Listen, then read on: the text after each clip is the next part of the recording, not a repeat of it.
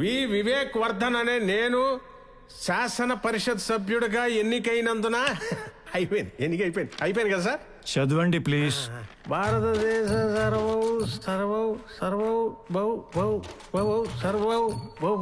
సార్వభౌమాధికారాన్ని ఆయన చెప్పిందే చేస్తానని, సమగ్రతని కాపాడుతానని, నేను స్వీకరించబోయే కర్తవ్యాన్ని అశ్రద్ధతో శ్రద్ధాశక్తుల ఏంట్రా నువ్వు చెప్పేది?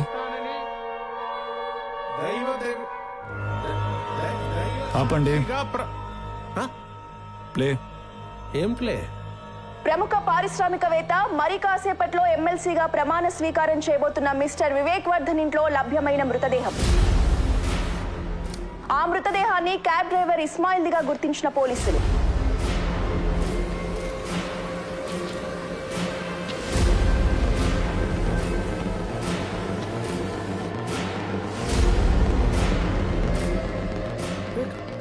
కాదు, That's your farm house. You should know it, right?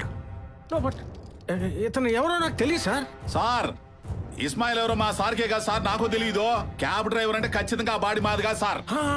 ఎవరో అక్కడ పోడ్చిపోయి పొరపాటు మా దొడ్లో దాచుకున్నట్టున్నారు. కాదు, తన భర్త చావుకి వివేకే కారణమంటూ రోధిస్తోంది మృతుడి భార్య.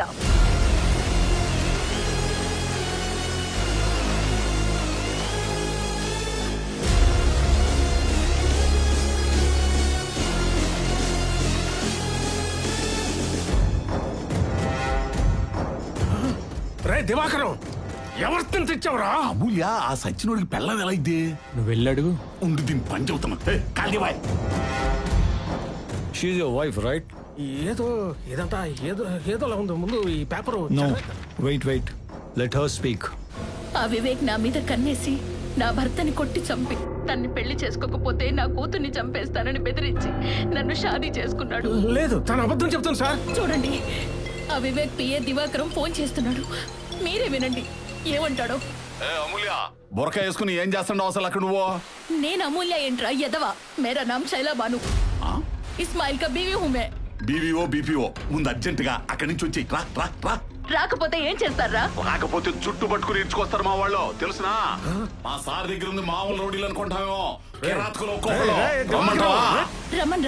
రమ్మను, నేను ఇక్కడే ఉంటా. నీకు ఆ వివేక్ గాడికి ఉరి శిక్ష పడే వరకు మే ఏ జగह पे बैठी हूं. ఏంటే తొక్కలో ఒక శవాన్ని పెట్టుకుని ఓ రెచ్చిపోతున్నావో? అటువంటి 20 శవాలను పూడ్చిన చెయ్యిదే. మా సార్ కనుసైగ చేయాలి గానీ గడ్డి మేత కోసినట్టు పేకలను కోసి పూడ్చి పెడతా. రేయ్, నీ బెదిరింపులకు భయపడే బేగం కాదురా ఈ శైలాబాను. బొంబాయి శైలబాను, మర్యాదగా అక్కడి నుంచి రాకపోయావో నైట్ కి మీ ఆయన పూడ్చిన ప్లేస్ లోనే నువ్వు ఉంటావు. సెట్ చేస్తున్నాను సార్, 2 నిమిషాలు ఆగండి. చెప్పు. ఇదిగో మొత్తం పెంట చేసావు. ఏమైందా ఫోన్ లో సీక్రెట్ గా మాట్లాడుకుంటుంటా? నీ సీక్రెట్ అక్కడ చూడు. చెప్పరా, ఇంకా ఏమేం చేశారో, ఎవరెవరిని చంపారో చెప్పు.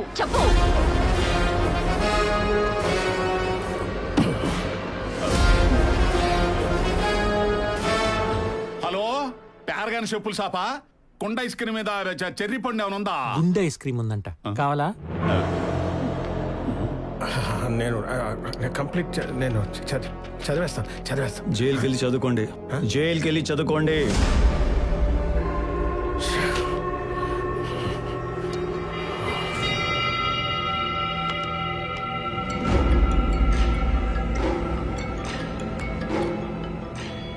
హలో రే, లైవ్ లో చూడలేకపోయిన నీ మొహంలో రంగులు టీవీలో ఇంకా కలర్ఫుల్ గా కనపడుతున్నాయి. ఇంకా నిన్ను కాపాడడం ఎవరి వల్ల కాదు. నిన్ను కూడా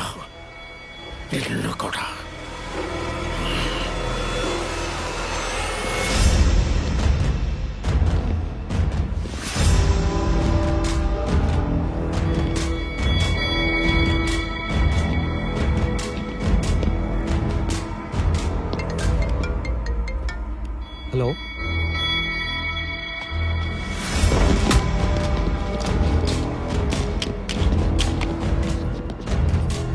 నేను మాట్లాడతాను, నువ్వేం భయపడుకో.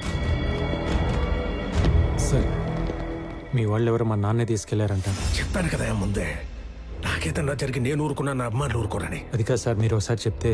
ఎన్నరయ్యా, 24 గంటలు పట్టుకొని కలిగితే వింటారా? వినరు. ఆ పనికి మాలిన తండ్రిని లైట్ తీసుకుని నా బెయిల్ పని చూడు. కావలసినంత క్యాష్ తీసుకొని ఇమోషన్ తొక్కాయి. సార్ ఏంటి? ఆ? ఆ క్యాష్ ఏదో అన్నారు కదా, ఒకసారి ఫిగర్ ఎంత ఫైనల్ చేసేసుకుంటే.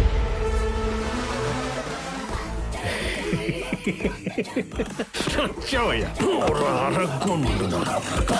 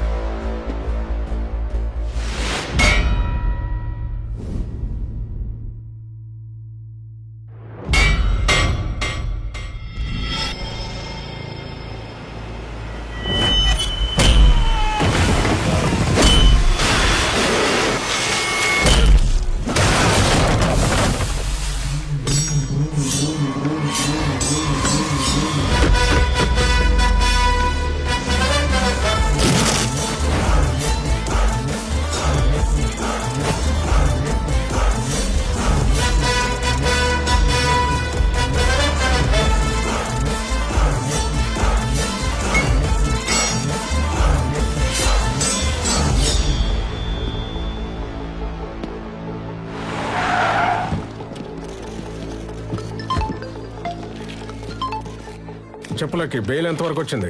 చాలా కష్టం సార్. మీ అభిమానులు చేసిన పనికి మిమ్మల్ని బయటికి తీసుకురావటం ఎవ్వడి వల్ల కాదు. ఆ? అవును సార్, పాపం సిన్సియర్గా లీగల్గా పనిచేసే మనిషిని తీసుకొచ్చి బ్లడ్ బయటకు వచ్చేలా కొట్టారు సార్. ఆ కొడితే? కొడితే ఏంటా, నేను మీ మనిషిని కాబట్టి మీరు ఇచ్చిన డబ్బులు తీసుకుని గమ్మునుంటా. కానీ అభిమానులు ఉండరు కదా. నీ అమ్మాన్లా? అవును సార్, మీ రేంజ్కి మీకే అభిమానులు ఉంటే మరి నాకు ఉంటారు కదా.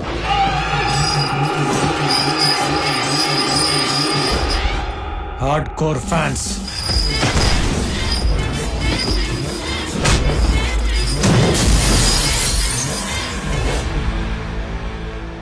మిమ్మల్ని మీ వాళ్ళు ఎలా ఫాలో అవుతుంటారో మా వాళ్ళు కూడా మా నాన్న అలాగే అబ్జర్వ్ చేస్తూ ఉంటారు, సైలెంట్గా.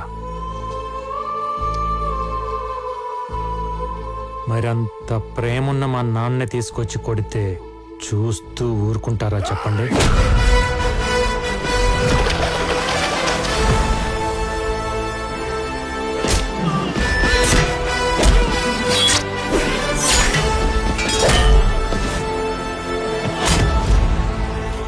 అందులోనూ అభిమానులంటే మీ వాళ్ళలాగా ట్విట్టర్లో ట్వీట్లు వేసుకొని ట్రోల్ చేసుకునే సోషల్ మీడియా బ్యాచ్ కాదు సార్. ఆంధ్ర నైజాం సీడెడ్ మాస్క అమ్మ మొగుళ్ళు. నోట్లో పానేసుకొని షర్ట్ మడత పెట్టి దిగితే కట్అవుట్లు ఇరగాల్సిందే, ఫ్లెక్సీలు